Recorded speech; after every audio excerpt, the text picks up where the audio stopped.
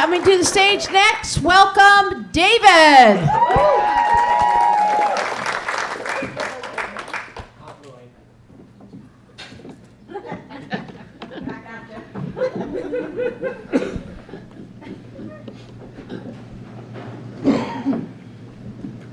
Hi, everybody. I know who I look like. I look like Timu Mr. Clean. You don't find me at Safeway, you find me at the dollar store. I come from Richmond, and I'm not sure if you know this, but Richmond has a lot of rabbits. Yeah, in our backyard we have 3 bunnies, and they're really cute. My wife, who's over here, she's always taking pictures of them, you know, putting them on Facebook. Check out our bunnies, aren't they cute? Our neighbor, who lives near the river, she has a beaver in her backyard. Yeah, she's always taking pictures of it, putting it on Facebook. Isn't it cute? So she called last week and she was like, hey, you want to come over? The beaver's out.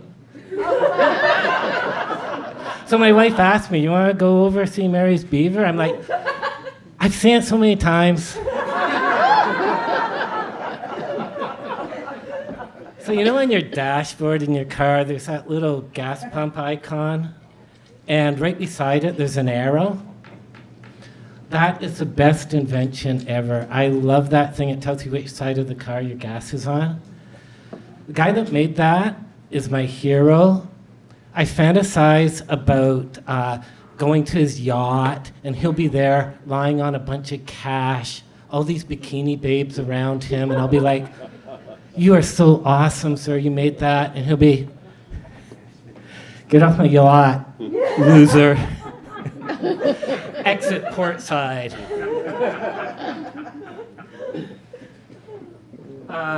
My favorite word is fortuitous. It's a great word. It means everything's magically going your way.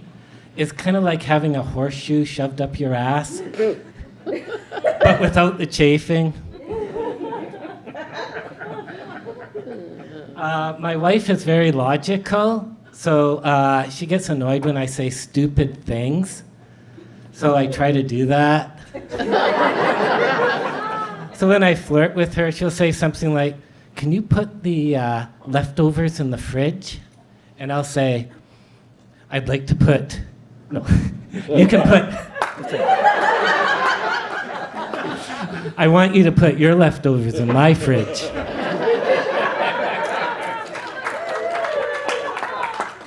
Old people are great. I visited my dad on his birthday.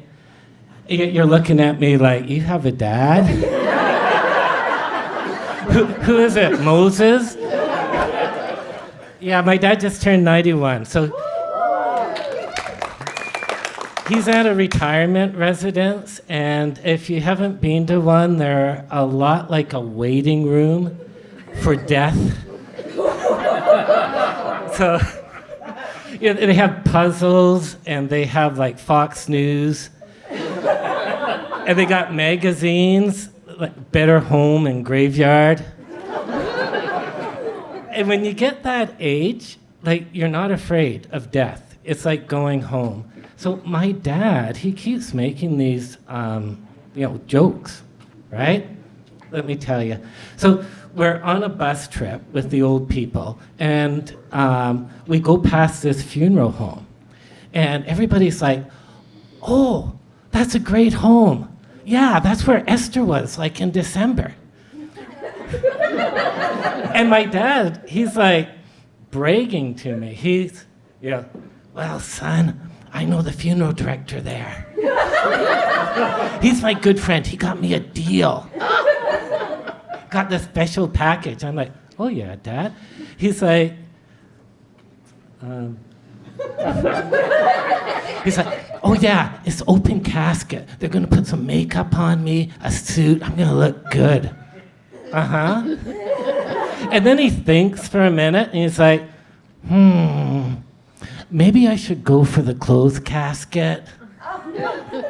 Just close it up. I'll put a picture of myself from last century on the top. And you can get the refund. I said, thanks, Dad. Why don't you call your guy? I can't. He died. It's a dying profession.